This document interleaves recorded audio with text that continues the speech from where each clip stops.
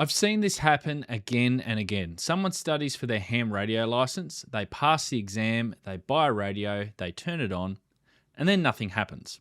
The repeaters are quiet, the manual makes no sense to them, they're scared to press the PTT button, and within a few weeks, that brand new radio ends up back in the drawer, not because they weren't interested, not because they weren't capable, but because nobody gave them a simple path from I've got my call sign to I actually know how to use this thing. So in this video, I'm going to show you the 5 things that I wish every new ham knew immediately after getting licensed, because this is the stuff that actually helps you to get on the air. Number 5, the license is not the finish line. Now this is probably the biggest misunderstanding in ham radio. A lot of people treat the exam like it's this big mountain to climb. And yes, depending on where you live and which license level you're going for, there can be a lot to learn. Regulations, band plans, basic electronics, antennas, safety, operating procedures, all this stuff. It can feel like a lot. But here's the thing. Passing the exam mostly proves that you understand enough to be trusted to get on the air. It does not mean that you suddenly know how to operate confidently or know absolutely everything. It doesn't mean that you know how to program every single radio that is out there. It doesn't mean that you understand every mode, every band, every repeater, every antenna, and every strange bit of ham radio language that ends up getting thrown about. The license is not a diploma. It's more like, well, a learner's permit. It gives you the ability to start learning, and that distinction matters because a lot of new hams feel embarrassed after they pass. They think, I have a call sign now, so I should know what I'm doing. Well, no, not really. That's not the case. You are allowed to be new. You are allowed to ask basic questions. You are allowed to look things up. You are allowed to say, I'm newly licensed and I'm figuring this out still. Now, this is not a failure. That's just the amateur radio hobby. Most of us, including me, we're still learning years later. Number 4, your first contact may feel harder than the exam. Now, this is the one that catches a lot of people off guard. You can study for weeks, pass the test, buy the radio, program in the local repeater, hear other people talking, but still not be able to press this button. And that's mic fright. It's very real. And I even suffered from it when I first started out. And the strange thing is you might not be shy in normal life. You might be fine talking at work, on the phone, in front of people, maybe even on camera. But put a microphone in your hand, add a call sign, a public frequency, and the possibility of saying the wrong thing, and suddenly your brain locks up. What do I say? What if I interrupt someone? What if I use the wrong procedures? What if some grumpy old bloke comes back and tells me I did it wrong? This is where a lot of new operators get stuck. They listen, they wait, they rehearse what they might say, but they still don't transmit. And then another day goes by, another day goes by, and the fix is not to be perfect before you key up. The fix is to start with something simple. Wait until the frequency is clear, press the button, say your call sign, and say that you're listening.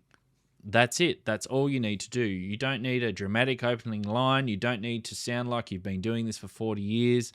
You don't need to know every abbreviation in the hobby or all the technical terms. You can simply say VK7HH listening, or whatever your call sign is, of course. If someone comes back, you can say, thanks for coming back. I'm a newly licensed amateur radio operator and just making one of my first contacts. That one sentence lowers the pressure immediately because most decent operators will slow down, help you out, and probably ask what radio you're using, where you are, and how long you've been licensed for. That first contact is usually the hardest one. And I guarantee you the second one is easier. By the 10th one, it starts to feel completely normal. And if this is the exact point where you're stuck, that's why I created my course, Make Your First Ham Radio Contacts Without Mic Fear. It's built for the person who has the radio, has the license, but needs that step-by-step confidence to help get on the air. But more on that a little bit later on, as we move now into number 3. Quiet repeaters do not mean ham radio is dead. Now, this one frustrates a lot of beginners. It even frustrates me as a ham for many, many years. They get a handheld, they scan the local repeaters and hear absolutely nothing, and they think one of 3 things. My radio is broken, I'm not getting the range that I need, my antenna might be useless, or ham radio is just dead in my area. Now, sometimes one of these might be true, but often the problem is timing and expectations. Repeaters are not always active. Some people are busy in the morning when people are commuting, some wake up in the evening, some only really come alive during a weekly net, some are linked to other systems and have bursts of activity, and some are just genuinely quiet all the time. But if you just turn on the radio at a random time and scan for 10 minutes, you may not hear anything at all. Now, that doesn't mean that there is nobody around. It means you need to find where the activity actually is. So, where I would start is with local club websites, look for repeater lists or directories, find any scheduled nets. You can also check Facebook groups, club newsletters, or even ask another local operator which repeaters are the most popular and are actually used frequently. And then do this. Have a listen to, say, a net first. Just listen on the air. Hear how people check in, hear what the net controller says, hear how short and simple most check-ins actually are and what they talk about. Then, next time you hear, check in. You can simply say, this is, put in your call sign, first time checking in, I'm newly licensed, and that is usually enough. Nets are one of the easiest way to get over the first contact barrier because there is a structure. You're not randomly throwing your call sign out there hoping that someone is going to respond. Someone is there expecting people to check in.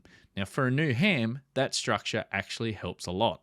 Number 2, buying more gear is not the same as planning your ham radio journey. Now, almost every ham falls into this trap at some stage. What do I actually mean by this though?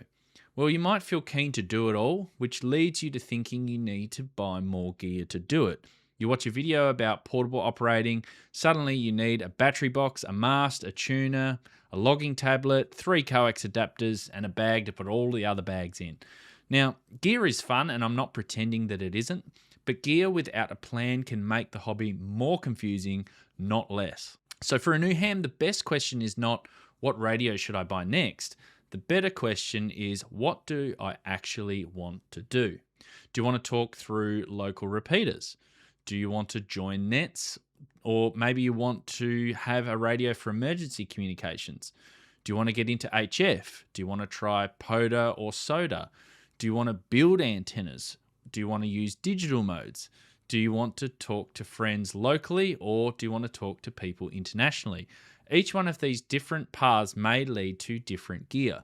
But if you don't know the path, you'll keep buying random equipment and you'll still feel stuck. Now, a basic handheld can be a very good first step, but this isn't the whole hobby. A fancy HF radio, on the other hand, can open up the world, but it won't automatically teach you what to say.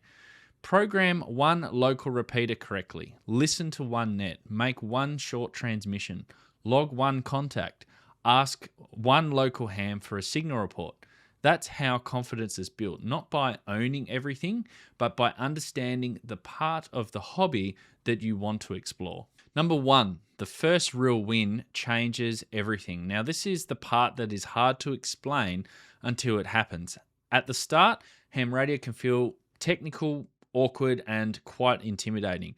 There are call signs, frequencies, offsets, tones, band conditions, antennas, power levels, all this strange etiquette and people speaking like they're talking in a foreign language.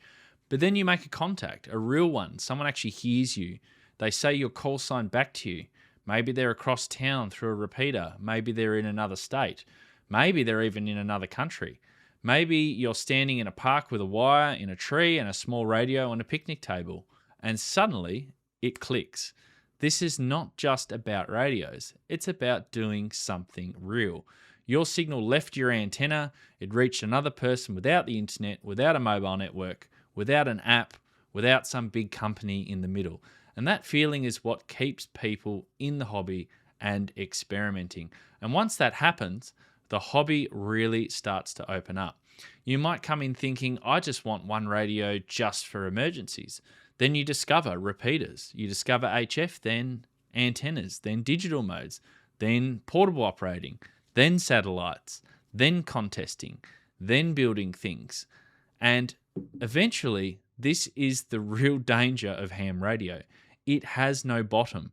But that is also the best part. You don't need to learn all of it all at once.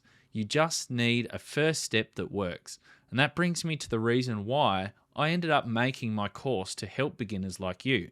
I kept seeing people get licensed and then they stall. They had the call sign, they did the exam, they had the radio, they had the interest, but they didn't have a simple path to follow.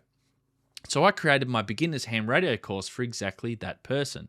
It's not designed to drown you in theory. It's not about making you sound like an experienced contest operator or even an old timer.